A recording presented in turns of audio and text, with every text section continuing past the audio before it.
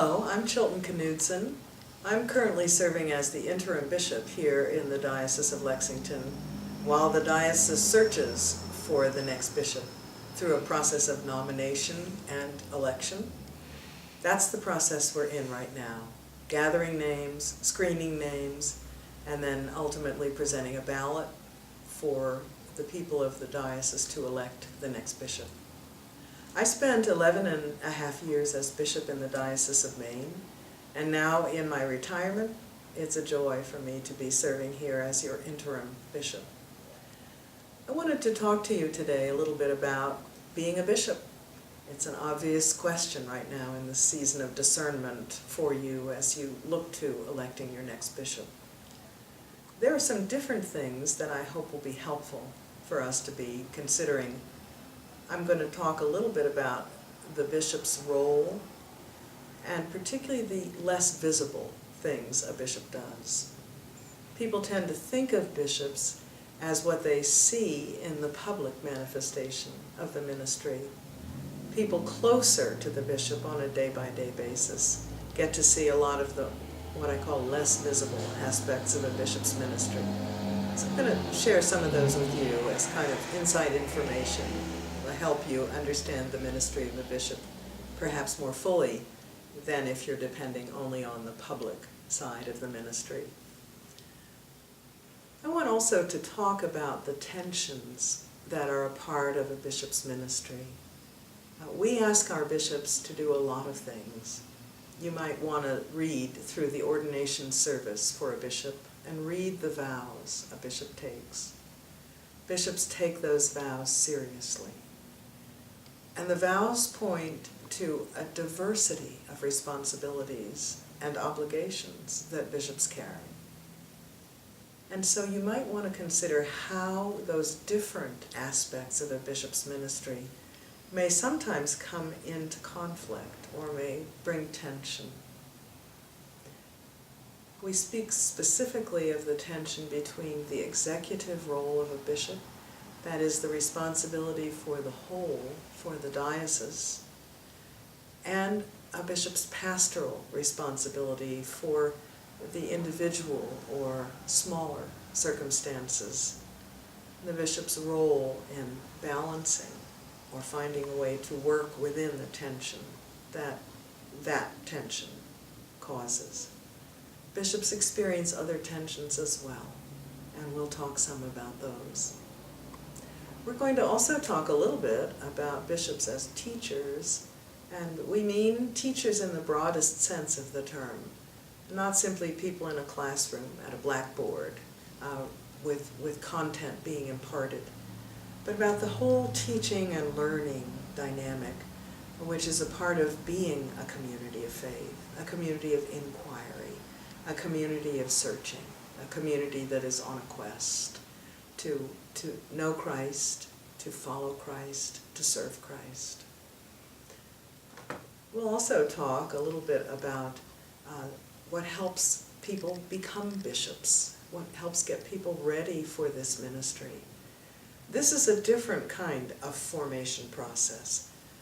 Deacons and priests go through specified training periods, seminary education or training programs or deacons' schools, which have specific benchmarks and defined content and also defined opportunities for assessment and evaluation.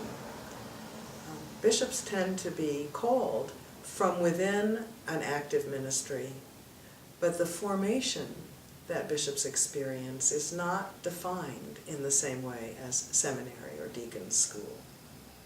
One bishop laughingly said one time, being a bishop is the only ministry where you assume the ministry and then you have the formation.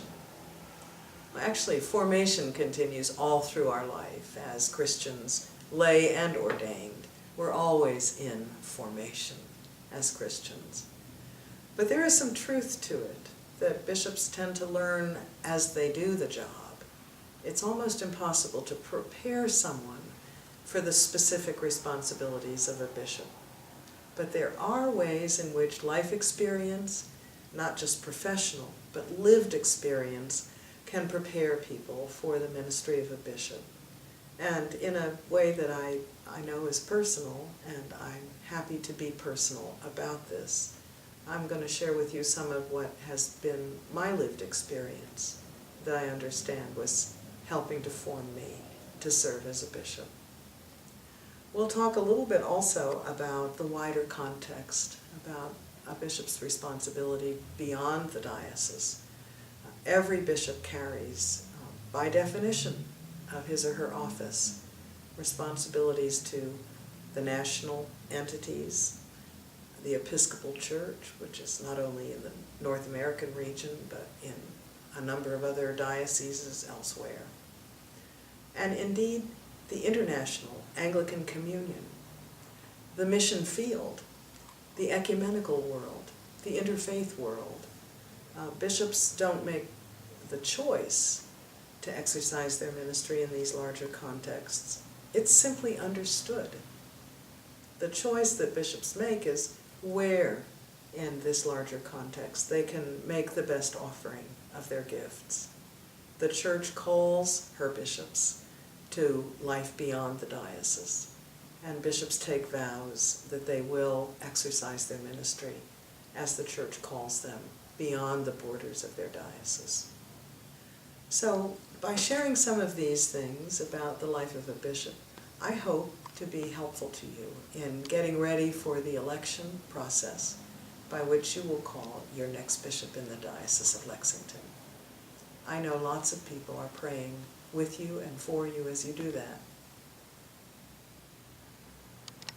I'm in my 14th year serving as a bishop, and I think I've acquired a little bit of knowledge about what the ministry of a bishop is like over those years. I want to start by telling you a story about a conversation I had with a bishop now dead, who I deeply respected, Bennett Sims, founder of the Institute for Servant Leadership, which is a tradition that I have drawn lots of wisdom from over my years. When I was a brand new bishop, I was at a House of Bishops meeting, and Bennett took me for a walk around the lake at Cayuga. Some of you may know that beautiful facility. And Bennett was walking and saying to me, "It's not really so hard to be a bishop. It's really pretty easy." Now, that was a surprise. So I said, "Bennett, what does it involve in your mind? What do you see as a bishop's job?" He said, "Chilton, you only have to do 3 things." So I couldn't wait to hear what those 3 things were.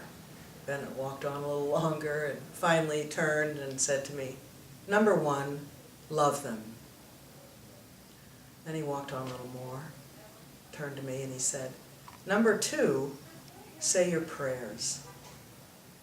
And number 3, he walked on a little longer, got a big grin on his face, turned around and said, have fun." So I took that to heart, and during my years as an active bishop in Maine and now here as the interim bishop in Lexington, I get up every morning and think about love them, say your prayers, and have fun. It might be interesting to spend a few minutes thinking about the invisible part of a bishop's ministry.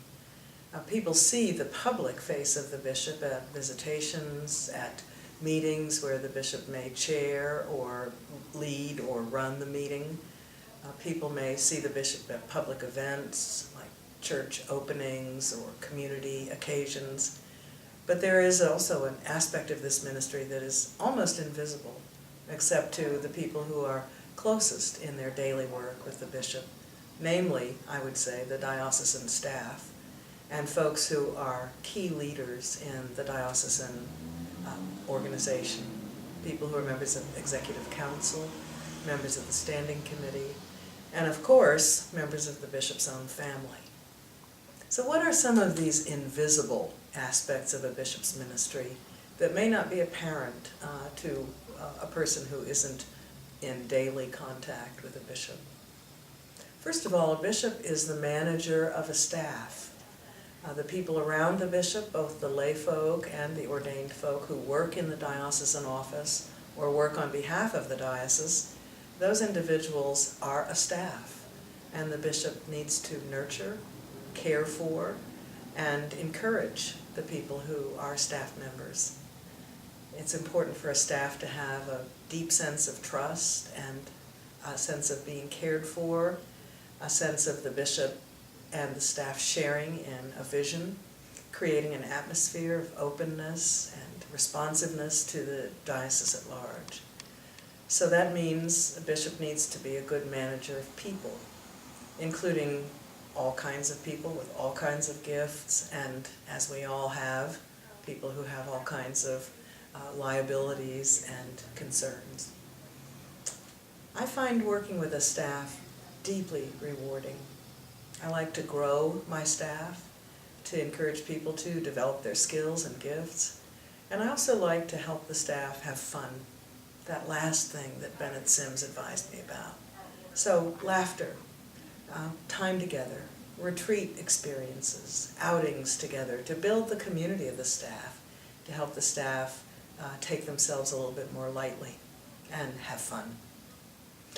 Another aspect of the bishop's ministry that's, I think, pretty invisible has to do with the responsibilities outside the diocese. Every bishop, by virtue of being a bishop of the church, has responsibilities not only to the larger Episcopal Church nationally, but indeed globally.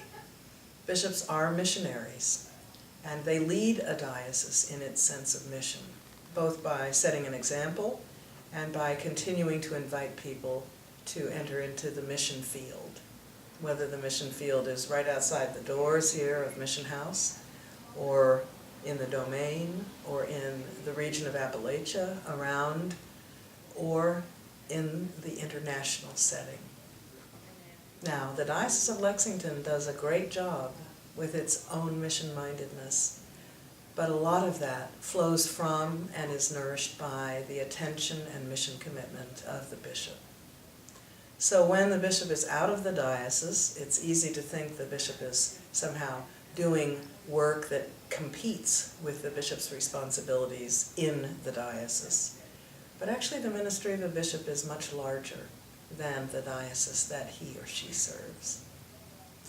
Another invisible aspect of the bishop's ministry has to do with the pastoral care of clergy and lay leaders.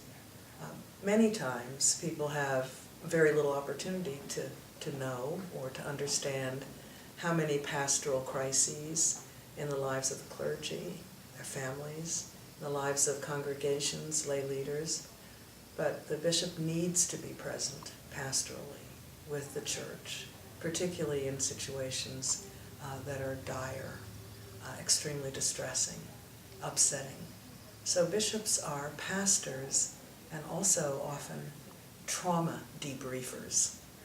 They go into a situation where a congregation has experienced a tragedy or a sudden reversal.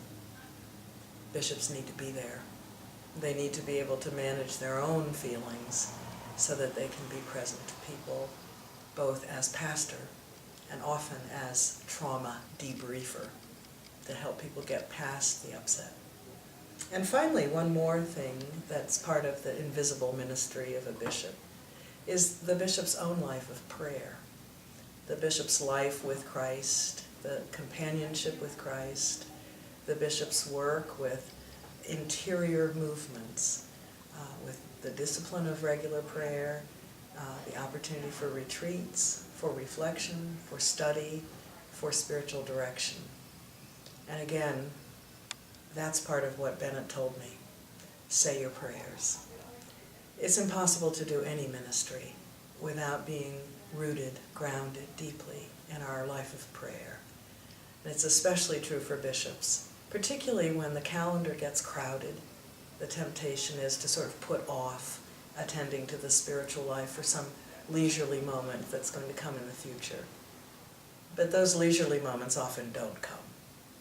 And so building in regular prayer, regular disciplines of prayer, activity, exercise, reflection, those are terribly important and pretty much invisible to the average person who's looking at the bishop in public settings.